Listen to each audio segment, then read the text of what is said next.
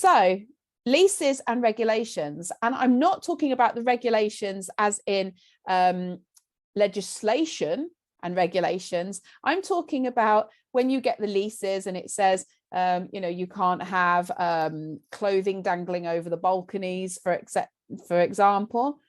Okay, and there are regulations to say, no bikes parked in the passageways. Sometimes that isn't detailed on the lease. Sometimes that's detailed in what's called sort of a supplementary regulation. Okay, and what that does is that gives the management company the freedom to make, excuse me, to make any more regulations that it needs to. So, for example, just trying to think of a really random example now. If you were in a block of flats, for example, and there were a lot of young families in there, perhaps children playing ball games in passageways or pushchairs or prams or being left all over the place, it may well be that people would not be happy with that, having to keep, running around children with balls or getting hit in the face by a ball or whatever. So therefore, the management company may come along and say, you know what, we've had some complaints. There's a new regulation in force here to be able to say no playing in the corridors. It's literally just an access way. Okay, no playing in there. Please keep your children in either in the communal areas or out of the corridors. Okay, we don't want ball games and things going on in here.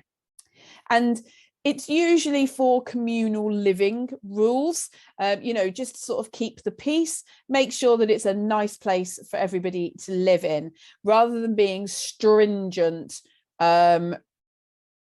clauses as you would find in a lease. So it's a bit more sort of easygoing.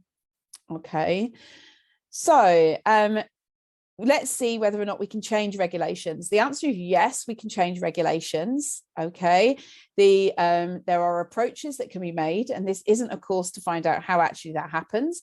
But if there are regulations there that your client doesn't agree with, you can either get them amended or approach the management company to get those amended, get them updated if they're archaic, or alternatively, your client's got a choice as to whether or not they buy it at the end of the day.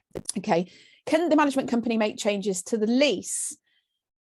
The answer to that question is if they are also the freeholder, then yes, they can make changes to the lease. If not, no.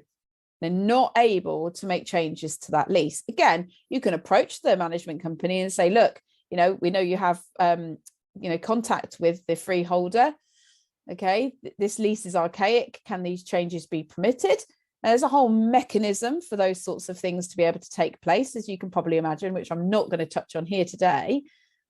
Okay, but it's not really for the management company to change the lease, because the lease is basically the responsibility of the freeholder, okay, of the landlord, the ultimate landlord.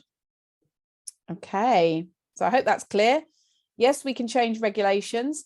Technically speaking, we can also change leases, but the leases isn't the responsibility of the management company in that way.